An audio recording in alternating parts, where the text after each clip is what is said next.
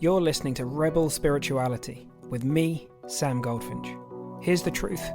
Wisdom doesn't follow rules. So each week we're going to explore what it means to wake up your way so you can live a more peaceful, creative and inspired life no matter your circumstances. It's time to blaze your unique path to truth. Hello, my rebellious friends. So this week I spoke to a wonderful group of people on the topic of, can I trust my feelings? And I wanted to kind of just come and explore this a little bit more here, because it's a topic that we've covered a fair amount over the course of this podcast. But I think it's very, very powerful to get clear around what we can trust our feelings to give us information about and what we can't, because it kind of really just clears things up for us. In any given week, it would seem to most of us, if you're anything like me, that our feelings are giving us information about the future, something that's happening next week.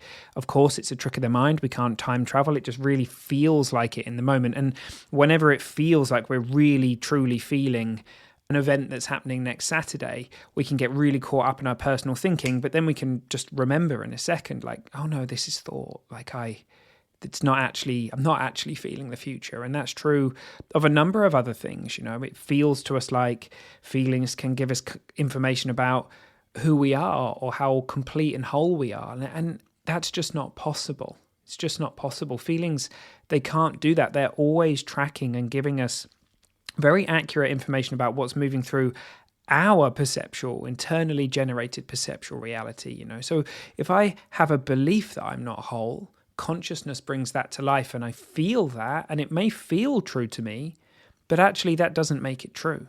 That doesn't make it true. So we're never feeling the world as such. We're feeling our interpretation of what's going on out there through this incredible special effects department that we have. And we've explored that in various different ways over the course of these podcasts, and we'll continue to do so. But today I wanted to take a slightly different look from a different direction and really hone in on this word trust. Because it looks to me that in life, when we trust someone, we know that, we have put faith in the fact that we are safe in their presence. And so we're able to be vulnerable. We're able to kind of share and just be fully ourselves. We don't have to have our guard up or any of that kind of stuff. Maybe you have your own interpretation of what it means to trust somebody. And so it occurred to me this week that in this question, can I trust my feelings?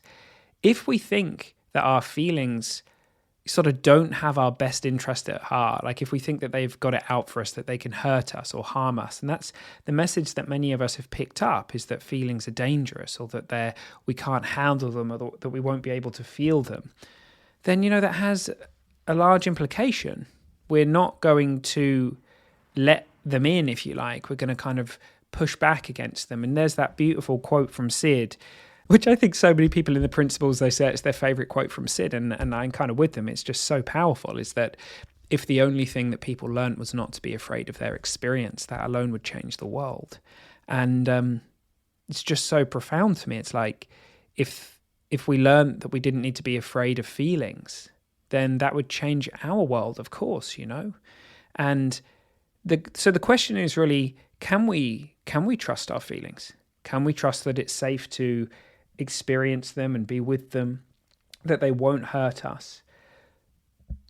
And the answer to that is, yeah, of course. There's no mistakes here. We've been designed to feel. If you just zoom out for a second and take a look at all of nature and everything that's appearing, how could it be that anything we could feel could be wrong? How could anything be wrong? There aren't any mistakes here. I once heard somebody say, the divine doesn't make mistakes.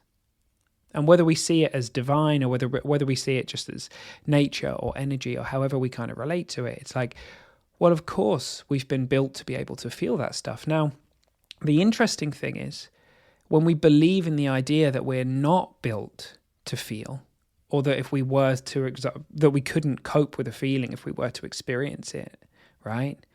Then we get caught in, it's interesting, we get caught in our story about feelings. So getting caught in our story about feelings looks like gosh, I don't know if I could feel this. Like, is it safe for me to feel that? I don't think I can handle my feelings. Like, I'm different to everybody else. My feelings are stronger than other people.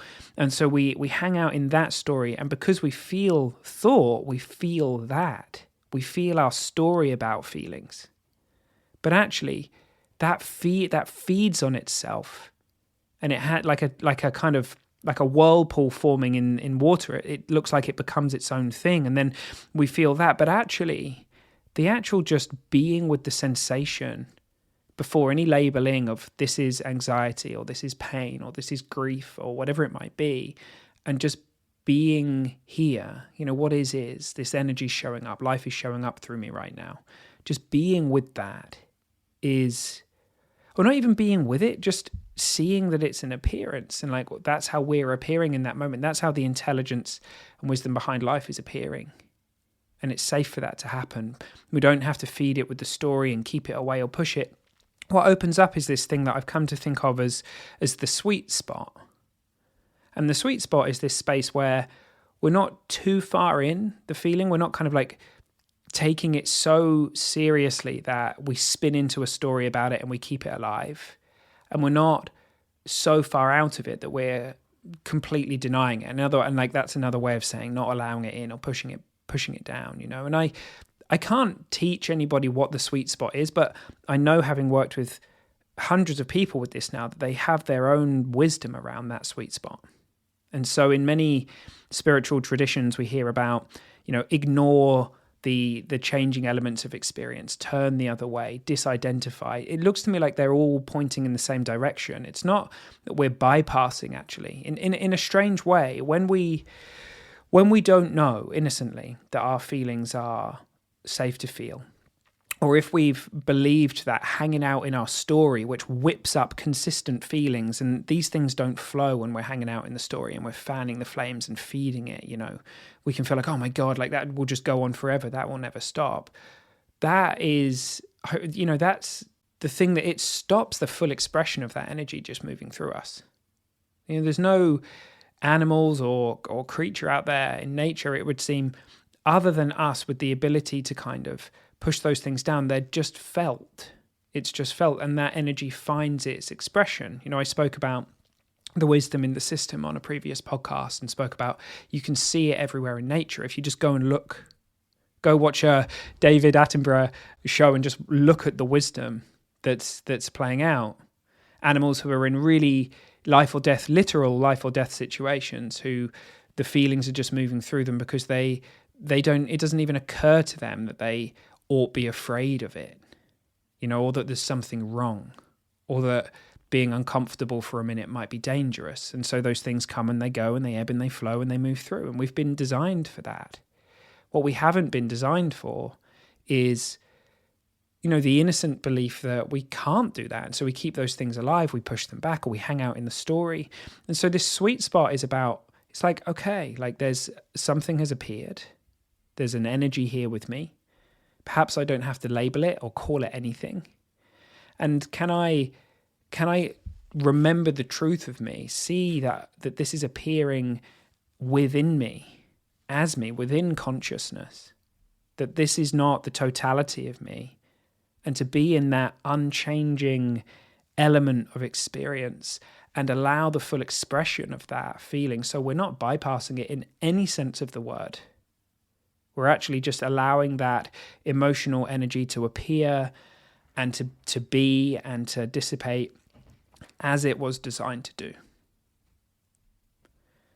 And so perhaps this week, as you go around, you can just kind of just look into your experience and just see where are you not trusting that you've been built for your experience, for your psychological experience.